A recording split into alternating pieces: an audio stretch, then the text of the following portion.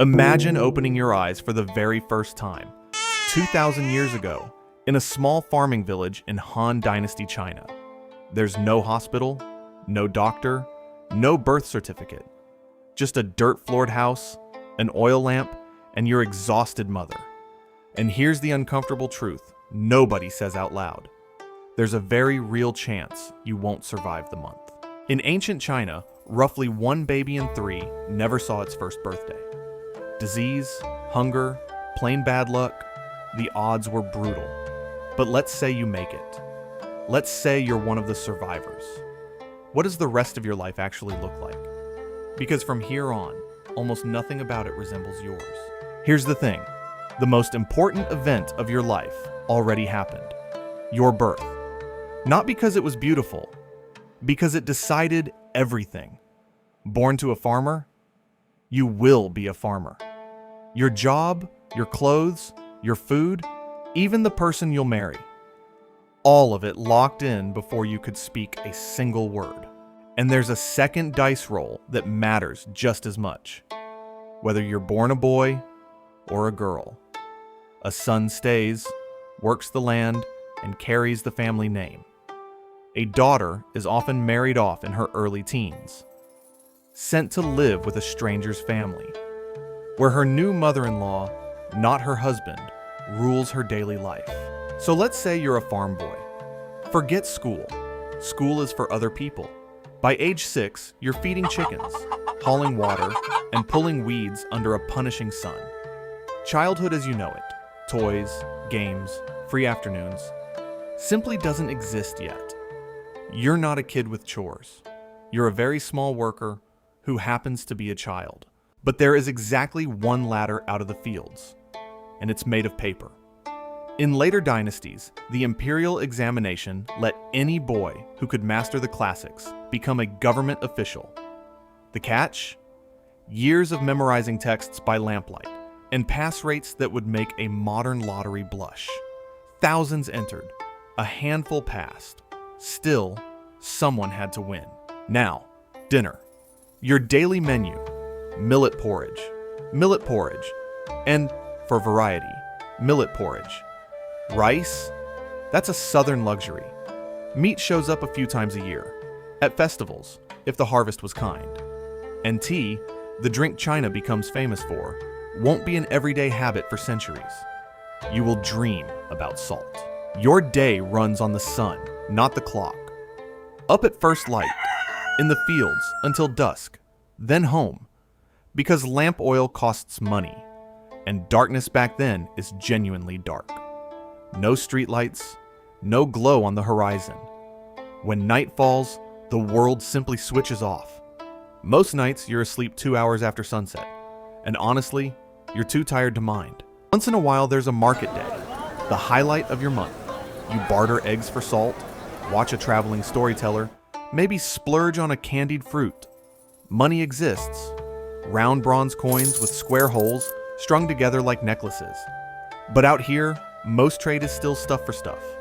Your entire life savings could hang from your belt. Every year, the empire comes to collect. Grain from your harvest, cloth your family wove, and the heaviest tax of all, your own body.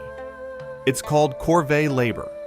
You owe the state weeks of unpaid work, digging canals, hauling stone, building palaces and tombs.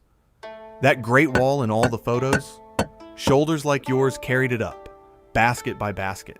And sometimes the state wants more than your labor. It wants you in a helmet.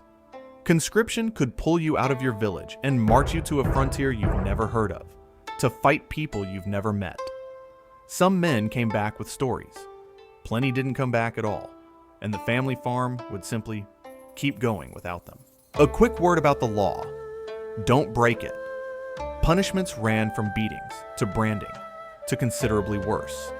And thanks to collective responsibility, your neighbor's crime could become your problem.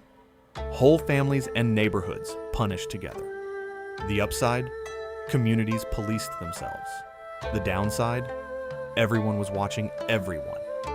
Always. Then one day, you get sick. There are doctors, herbalists, acupuncturists, some genuinely skilled, but nobody on Earth knows germs exist yet. A bad tooth, a scratched leg, a rough winter. Any of them can kill you. Medicine here is a coin toss dressed up in wisdom. You drink the bitter soup and you hope.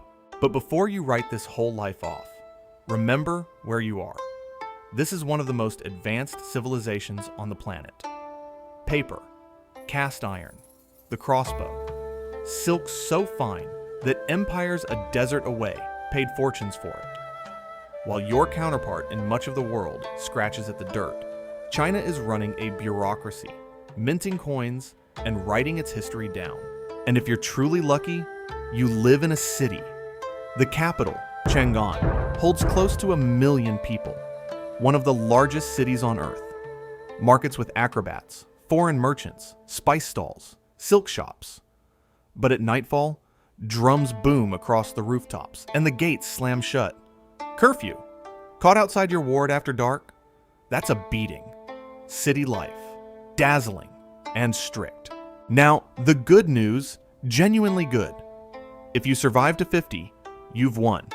You're an elder now, and in this world, age is status. Your sons support you, your grandchildren obey you, and after death you'll be honored at the family altar for generations. Back home, people fear getting old. Here, it's the entire retirement plan, and the closest thing to immortality on offer. So let's tally it up. Average life expectancy, somewhere around 30. Dragged down by all those lost babies. Your entire world, maybe 10 miles across. You'd never see a map of your own country, never hear news that wasn't weeks old, never once choose your own career. And yet, you'd laugh at jokes, complain about taxes, fall in love, and worry about your kids. Sound familiar? And here's the twist to carry with you. Those people made it. Through famine, war, taxes, and truly terrible dentistry, they raised children, who raised children. An unbroken chain of survivors reaching all the way down to today. So, could you do it? Could you last 1 year as an ancient Chinese farmer? Tell me in the comments. Preferably while eating something that isn't millet.